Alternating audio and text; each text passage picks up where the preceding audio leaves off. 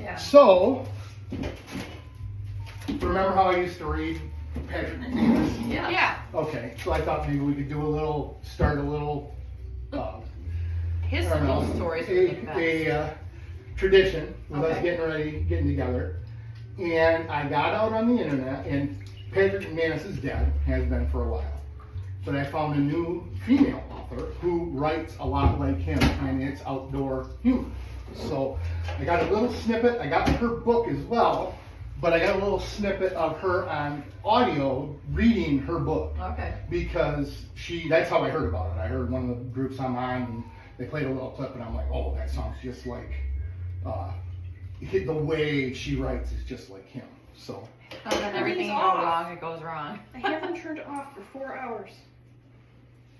Oh, bounce. I didn't mean to do that. I meant to turn all of them off.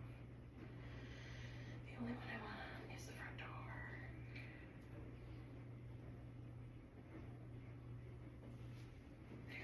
That was the dishwasher. I'm like, what is that? That's the dishwasher. Yeah, I heard that. It runs pretty much every night. The dishwashing goblins. Hey, They have Hey. been freed. She at least has a house elf. I made my house elves yesterday chop all the veggies for dinner. Oh, good. Measure. Bluetooth mode. It's pretty. She's pretty good for a cheap speaker from Temu. Hey, whatever. It's kind of like a JBL, but cheap version of it. Oh, it's a cheap one from Temu. It's a TNG. TNG. That's cheaper, cheaper version. Oh, This was some giveaway from somebody. Okay, here we go. Okay. Sure. Great BB gun caper. As I sat in my garden on one fateful afternoon, pondering the war waged against the house sparrows, it hit me like a bolt of lightning. If I'm going to win this battle, I need an accomplice. And who better to fill that role than my dear husband, Bob? Now, convincing him would need a cunning plan, and with my knack for floral design, I fancied myself a master strategist. I once arranged a dozen roses so beautifully that even the bees had to take a second look. So surely I could phase Bob into becoming my secret weapon. The first step, understand Bob's strengths and weaknesses, which with 32 years of marriage under my belt, was not exactly rocket science. Bob is a gentle giant with the heart of a teddy bear and unfortunately the shooting skills of a squirrel on a pogo stick. I had seen him struggling to shoot the easiest of targets during family outings, and yet here I was, about to recruit him into this life or death struggle against avian squatter gangs. But hey, every battle needs an arsenal. And what better way to spice things up than to add a bit of manly outdoor fun, right? Pretty funny, huh? Wow. I think it's very, Still- very, very suspicious. Sounds awful. Very, very close. Yeah, that was pretty good. Her name is Sandy Yizdiki. Yishviak. Oh. Oh my God. You didn't even recognize your own voice, did you? No. How did We you do did. that? Did I sound like me? How did you do that? So on, was it Thanksgiving? Yes. So on Thanksgiving, every time that you were talking and I was sitting there, I She was was recording. What? And then I took The those whole sound story clips. about the pine cones, Mm-hmm. phenomenal. It was perfect because it was just you talking. Your voice sample. Your voice sample was So I took the wonderful. voice, I cleaned it up, isolated it, just what was that, uploaded a 30-second clip to this website, and then just typed in what I wanted it to say, and that's what it kicks out. So even better is this wonderful book. It took us about 45 minutes to an hour to answer the questions. and complete. And And AI it wrote it. became a book? And it became it's a very word salad of a book, but it is fun. And So we have some that's here. yeah. You want to go first, or you want me to go first? I can go first. I made the pink sticky notes. So it's What a the lot hell? of the same story, kind of told a little I bit have to differently find and it. over again. But Damn, we should have had you do the it the mouse things. You're murdering for mice. Right, but well, the sparrows, we're murdering though. enough for sparrows. We had to be very careful of the way we worded this because we didn't want to seem like a bunch End of up on a murders list. or be on a watch list, okay? Wow. Oh, So yeah, you might have to send me that clip. I forgot about I know why I somebody picked who'll that laugh page. his I'm ass all off for on I'll that. let you read the book after I've I read know where I it. picked mine. I got the, yeah. No, but the sound clip, that, yeah. So, Mike and Karen are in That's there. exactly why I They're wanted all it. walking. This is a good one.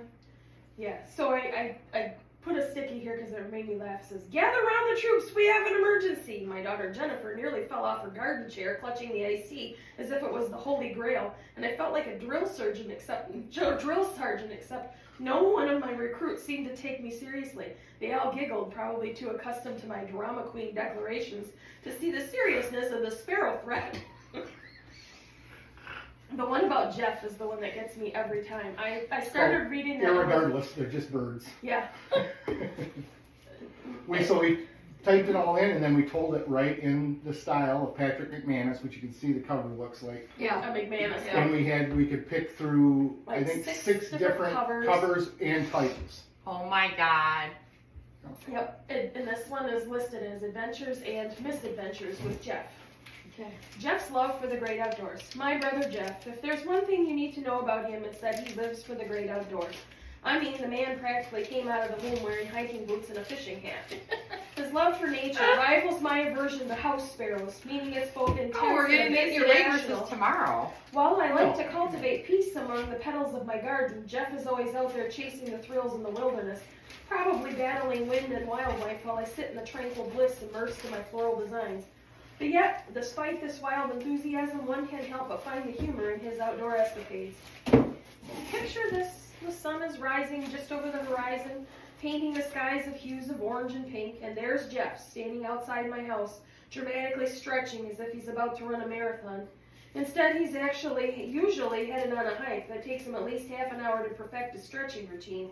And now I'm not one to judge. Okay, well, maybe I am.